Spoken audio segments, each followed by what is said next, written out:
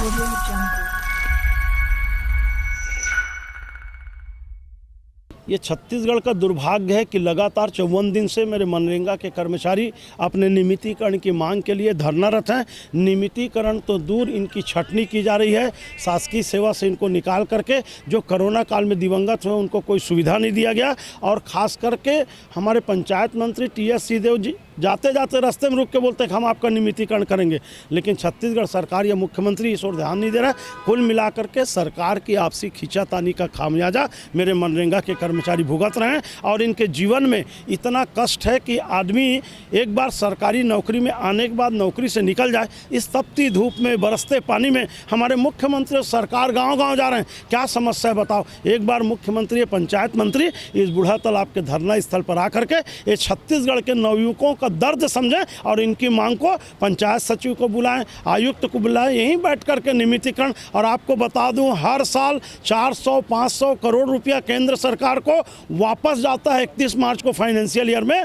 मनरेगा का पैसे का उपयोग नहीं होता, उस पैसे से इनका नियमितीकरण हो जाता, दिवंगत लोगों को अनुकंपा नियुक्ति मिल जाता, सारे काम होते, छत्तीसगढ़ का विकास भी होता। आज प्रतिदिन 25 करोड़ रुपए का क्षति छत्तीसगढ़ सरकार को इस हड़ताल के कारण हो रहा है। उसमें इनको क्या, इनके जैसे 10 गुना लोगों को नियमितीकरण करके सरकारी नौकरी में ला सकते हैं। लेकिन छत्तीसगढ़ में भ्रष्टाचार, अफसरशाही इतना व्याप्त है कि जब इनको छटनी करेंगे तब इनके पद में नया नियुक्ति होगी, और नया नियुक्ति होगी तो उसमें भ्रष्टाचार होगा। ये लोग तो देंगे नहीं पैसा, इसी कारण इन लोगों को आंदोलन करना पड़ रहा है। छत्तीसगढ़ प्रदेश तृतीय कर्मचारी संघ हमारे इस मनरेगा के आंदोलनकारियों का समर्थन करता है और माननीय मुख्यमंत्री जी टी.एस. सिंहदेव से ये अपील करता है कि आपने मंच में आके 10 दिन में नियमितीकरण का वादा किया था, 1000 दिन निकल गया, आप अपने वादा को पूरा करो। मेरे कर्मचारी पूछते हैं क्या हुआ तेरा वादा, तो मैं उनको बोलता हूँ आगे वाला लाइन भी गा लो, भूलेगा दिल जिस दिन तुम्हें वो दिन जिंदगी का आखिरी दिन होगा। मेरे मनरेगा के कर्मचारी को जो भूलेंगे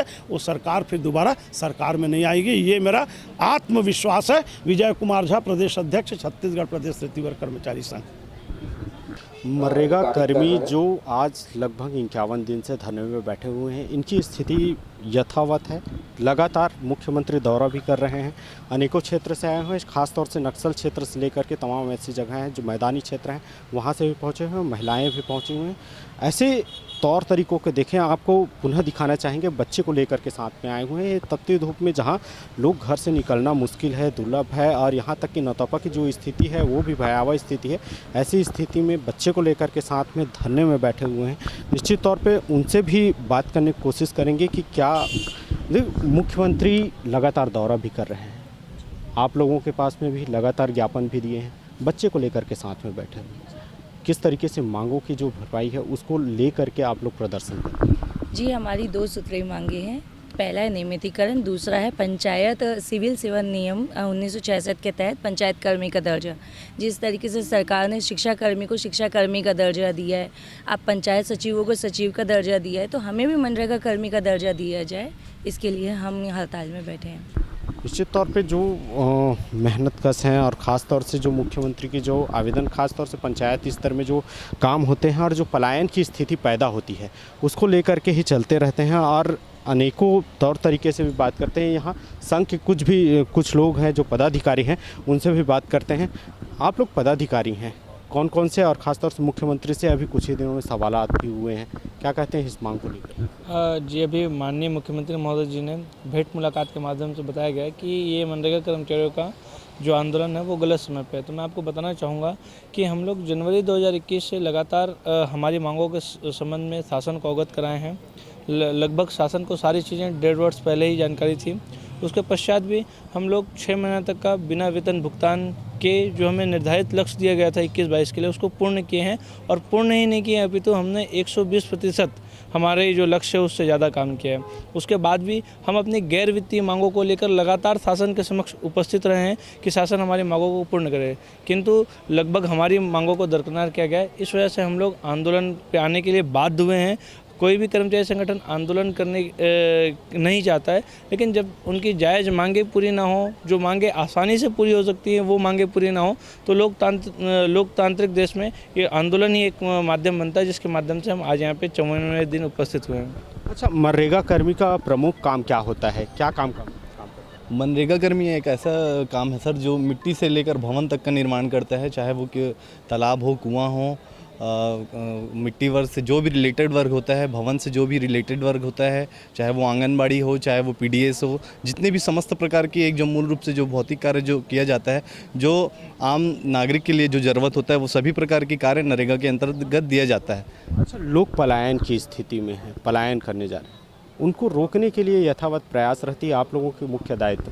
कितने लोग पलायन करते हैं और क्या स्थिति रहती है ऐसे में जब आप लोग यहाँ धरने पे बैठे? हम लोग का जैसे मुख्य काम है गरीब परिवारों को 100 दिन का रोज़गार उनको उपलब्ध कराना, ये हमारा मुख्य काम है। और आज हमको 56 दिन हो गया हड़ताल में, तो स्वाभाविक है मतलब 56 दिनों से जो ग्रामीण परिवार है उनको रोज़गार नहीं मिला है। और हमारे जो छत्तीसगढ़ है, अधिकतर वनांचल क्षेत्र है हमारे छत्तीसगढ़ में, जो सिर्फ मजदूरी और जो वन उपज है उस पर निर्भर रहते हैं। तो कहीं ना कहीं 50 से 60% जो हमारे वनांचल क्षेत्र के हमारे जो गरीब परिवार हैं उनका पलायन का स्थिति बन रहा है, निर्मित हो रहा है। और हो सकता है कि पलायन किए भी हों, उसका सही आंकड़ा तो हमारे पास अभी नहीं है, बता नहीं सकते, लेकिन 50% कम से कम पलायन हुआ है हमारे। रोजगार की बात होती है, रोजगार की बात करते हैं, लगातार आंकड़े भी पेश होते हैं। क्या स्थिति रहती है जब ग्रामीण क्षेत्रों में आप लोग काम करते हैं? आप कहाँ से हैं पहले? मैं बीजापुर से हूँ और आपको बताना चाहूँगा कि बस्तर जैसे बेल्ट में है ना कोई इंडस्ट्रीज़ नहीं है, और वहाँ के मज़दूर के लिए महात्मा गांधी नरेगा योजना आजीविका का मुख्य साधन है। और अगर वहाँ रोज़गार गारंटी योजना किसी भी कारण बाधित है तो बॉर्डर से लगा हुआ क्षेत्र है तेलंगाना, आंध्रा, महाराष्ट्र, उड़ीसा, तो पलायन की स्थिति बहुत होती है, लोग मिर्ची तोड़ने जाते हैं।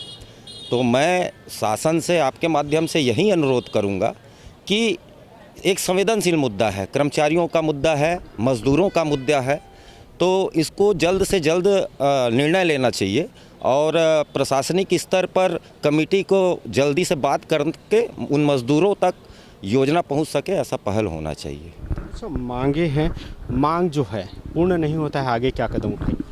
देखिए, ऐसी कोई मांग में कोई वित्तीय समस्या वाली बात ही नहीं है। बाकी राज्यों का हमने एनालिसिस किया है कि बाकी राज्यों में नरेगा की क्या स्थिति है और बाकी राज्यों का परफॉर्मेंस कैसा है, तो दोनों की तुलना में हम लोग बहुत ऊपर हैं। हमारी मांग मुख्य रूप से है कि भाई जो भी कर्मचारी यहाँ पर काम करते हैं उनकी जॉब की सुरक्षा हो, सबसे पहले प्रमुख मांग तो यही है। आपको आश्चर्य होगा कि पिछले 16 सालों में लगभग 3000 से अधिक कर्मचारियों की छटनी हुई। जब सरकार सत्ता में आई थी तो उनकी घोषणा में ये था कि 10 दिवस के भीतर हम नियमितीकरण करेंगे, किसी प्रकार की छटनी नहीं होगी, जो कि दोनों प्रक्रिया में हम पीछे, बहुत ही पीछे हैं। तो शांति का रूप धारण करते हुए, गांधी यात्रा करते हुए हम लोग आज यहाँ तक आए हैं। आगे भी यात्रा ऐसी जारी रहेगी और मुझे लगता है कि उग्र होकर कोई भी आंदोलन करना जायज़ नहीं होता है। एक तरह से वित्तीय जो अर्थव्यवस्था जो गाँव की ख़त्म हुई है वो केवल प्रशासनिक निराशाजनक के कारण हुआ है।